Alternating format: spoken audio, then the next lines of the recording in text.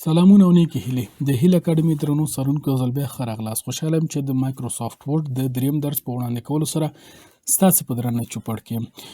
لکه څنګه چې په تیر درس کې مو د هوم ټیب شروع کړې وه، کلیپ بورډ او فونټ برخې مو تقریبا خلاصې کړې وې. په فونټ کې فقط دغه څو برخې پاتې دي، دا به هم سره وویو، بیا څو نورې برخې سره وویو او د نن ورځې درس به مو هم پای ته ورسیږي.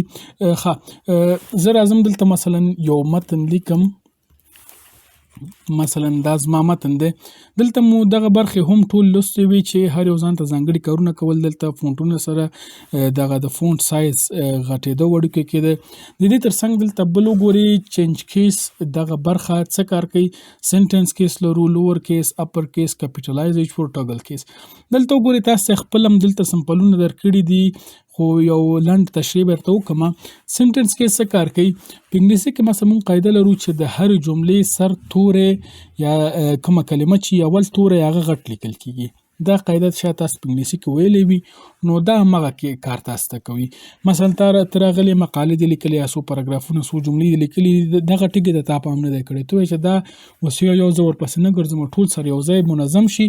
سنټنس کیس انتخابی دا چې کېږي ټول منظم کېږي. اوس دا خط چې ده په کمپیوټر کې اتومات ما رامنځته کړ، نو دا خپله هغه ګرامري قواعد په پام کې نیول شوي. لکه وګورئ ویډیو یوه د جملې سر د دا توری غټ راغلی، نور واړه دي. دلته بله جمله شروع کېږي، ډبلیو غټ راغلی، وای غټ راغلی، ځکه بله جمله ده. نو دا قاعده اوس شته پکې، دا خپله سنټنس کیس کې ده. خو وایم چې زه نه، دا قاعده دې ایسته چې ټول توري راته واړه ولیکل شي. لوور کیس ورته وایم، وګورئ وي ډبلیو وای دا ټول چې شول واړه شول سره، ځکه لوور کیس مې انتخاب کړ. بل اپر کیس یعنې دغه ټول توري راته غټ ولیکه، په غټ تورو باندې د انګلیش الفابیت غټو تورو باندې راته ولیکه. د باندې کلیک کوم، وګورئ ټول غټ ای بي سی تورو باندې تنظیم شول. بل کپیټلایز ایچ ورډ یعنې د دې هرې کلمې اول توری راته غټ شي. کپیټلایز ایچ ورډ وګورئ د هر یو چې ده اول توری غټ لیکل شوی. او ټاګل کیس د دغې برخلاف ده، اول یې واړه کېږي، نو ټول په غټو تورو باندې لیکل کېږي. دلته تاسو سمپلونه هم درکړي، که چیرې مثلا د ډیزاین لپاره د نورو برخو څخه استفاده کوئ شو، خو سنټنس کیس یې سټنډرډ حالت دی. تر دې وروسته کلیر فارمټینګ دا څه کار کوي؟ لکه څنګه چې موږ ویلو چې مثلا د ځینې راځو خپل فونټ ته د څخه ډیزاینونه ورکو، دا ډیزاین مثلا زه ورباندې اپلای کوم. دا ډیزاین چې کله اپلای شو، تر دې وروسته مثلا زه راځم ورته وایم چې مثلا فونټ یې هم راته غټ کړه.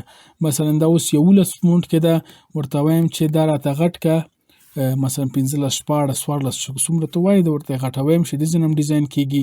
یا همداسې مثلا نور ډیزاینونه ورته اپلای کوي. د ځینې مثلا ورته وایي چې رنګ یې هم راته بدل کړه، په کوم رنګ که مثلا سور رنګ باندې راته ولیکه. دا هر څه هغه ډیزاینونه دي چې د ځینې مثلا ما ورته اپلای کړه. وروسته راځم زه وایم چې نه دغه ډیزاین ښه نه ښکاري، وایم چې دا کوم ډیزاینونه چې ما ورکړي دا ټول سره پاک شي. راځئ دلته ټول خط د انتخابی کلیر آل فارمټینګ باندې کلیک کوئ. مکمل کوم ډیزاینونه چې مو ورکړي په یو دم سره پاک شول. دغې څخه ټول ډیزاینونه سره پاک کېږي. بل دلته وګورئ لیفت، سنټر او رایټ دا څه کار کوي؟ مثلا تاسو یو پاراګراف لیکئ، کمپام کړي مثلا انګلیسي جملې یا انګلیسي متن چې تاسو لیکئ له چپ اړخ څخه لیکل کېږي. پښتو او فارسي چې لیکئ هغه له ښي اړخ څخه لیکل کېږي. هغه له دې څخه تنظیمولی شئ. مثلا زه راځم دلته لیکم مثلا کابل، دا مې ولیکه. بل راځم مثلا په پښتو کې هم زه لیکم کابل، دا مې ولیکه. دلته وګورئ دا خو اوس مثلا چپ اړخ ته ده، زه یم چې دا چپ اړخ ته صحیح ده، خو دغه په فارسي لیکل شوی دا راته ښي اړخ ته ویسه. راځم انتخابوم، دا انتخابوم ګورئ ښي اړخ ته راغی. یا مثلا وایم چې نه دا راته منځ کې راولی عنوان دی، په ده باندې کلیک کوم منځ کې راځي. په ده باندې هم چې کلیک وکړئ خط راځي انتخابوي، مثلا دا خط انتخابوم، سنټر ورته وی دلته راځي. د دې شارټکټ کنټرول ال دی، د دې شارټکټ کنټرول ای ده یعنی منځ ته راوړل، او د دې شارټکټ کنټرول آر دی یا ښي طرف ته وړل. چپ ته وړل کنټرول ال، یا لیفت سنټر ته راوړل کنټرول ای، او ښي خوا ته وړل کنټرول آر کار کوي. تر دې وروسته دغه برخه څه کار کوي؟ دلته وګورئ د پاراګرافونو لومړي سرونه چې دي دا منظم دي سره، خو دغه پای برخې چې دي دا ټول سره غیر منظم دي. زه وایم چې څنګه دا منظم دي سره دا برخې هم همداسې منظم واوسي. دلته وګورئ یو کم دی یو زیات دی، وایم چې دا ټول سره منظم که. راځم انتخابوم دلته راځم جسټیفای ورته وایم دا هم منظم کیږي. دلته موږ 4 اپشن لرو جسټیفای لو، جسټیفای میډیم، بیلابیل اپشنونه دي کولای شي انتخاب یې کړي خو دغه فاصلې منځونو کې ورته زیاتوي او جسټیفای کوي درته خو زه وایم نه چې دغه سټنډرډ جسټیفای راته که همدا کافي ده او ماته سم دی په دغه شکل جسټیفای کوو. تر دې وروسته دلته وګورئ د لاین سپیسینګ موږ لرو دغه د خطونو ترمنځ دا فاصلې کمو زیاتو د کوم څخه له دې څخه 1.15 1.5 2 یا 2.5 3 څومره چې زیاتې له دې څخه نور هم زیاتوی شي تنظیمات ورته کوی شي نو دا د خطونو ترمنځ واټن یا فاصله دې څخه زیاتوی او کموی شي. بل دلته وګورئ د هر پاراګراف څخه وروسته دا ګرامري قاعده چې مثلا پاراګراف ختمیږي باید کله چې بل پاراګراف شروع کیږي او څه فاصله پکې شتون ولري. دلته وګورئ دغه پاراګرافونو نه وروسته فاصلې شتون لري. دا مثلا وایي چې د هر پاراګراف نه مخکې تاته فاصله واچوي دا انتخابی او که د هر پاراګراف نه مخکې فاصله وي چې نه دې وسي بیرته ایسته کړئ او که وایي چې دغه فاصلې هم له منځه لاړ شي راځئ دلته ریموو سپیس افټر پاراګراف دا هم ایسته کړئ له دې څخه ایسته کېږي. نو که د پاراګراف څخه مخکې فاصله غواړئ دا انتخابوئ که وروسته فاصله غواړئ دا انتخابوئ.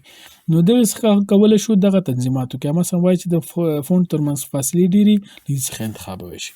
بل تر دې وروسته دلته د هایلایټ برخه ده شیډینګ برخه ده دلته مونږ هم ویلي وګورئ دغه هایلایټ مونږ له دې څخه هم کولی شو په دغه شکل انتخاب کړو خو دلته دا شیډینګ هم هماغه هایلایټینګ کې فرق هېڅ شي ده. دلته وګورئ کله چې هایلایټ ورته انتخابوئ وګورئ د خطونو ترمنځ فاصلې نه هایلایټ کوي او متن چې تر کوم ځای پورې هغه ځای ته هایلایټ کوي خلاص. او شیډینګ څه کار کوي شیډینګ درته مکمل فونټ یا څومره برخه چې تا انتخاب کړي د چوکاټ په شکل تاته شیډینګ کوي یا هایلایټ برخه ورته ورکوي. نو د دې دواړو فرق همدا دی چې دا په دې شکل هایلایټ کوي او دا چې دا شیډینګ ورکوي مکمل مثلا لکه د یو چوکاټ په څیر تاته منظم کوي او رنګ ورکوي له دې څخه دا کولی شو له دې څخه ورته اضافه کړو. نو دا زموږ د نن ورځې درس چې تاسو ته د هم د فونټ برخې وروستۍ برخه مو وړاندې کړو د پاراګراف نیمه برخه مو تاسو ته تشریح کړه په راتلونکي درس کې بعد دغه څو برخې نور هم تشریح کړو بیا ځو د سټایل برخه ته چلته څه کار کوي. خدای دې وکړي چې اوس مو ته زده کړي وي تر بیا ښې چارې.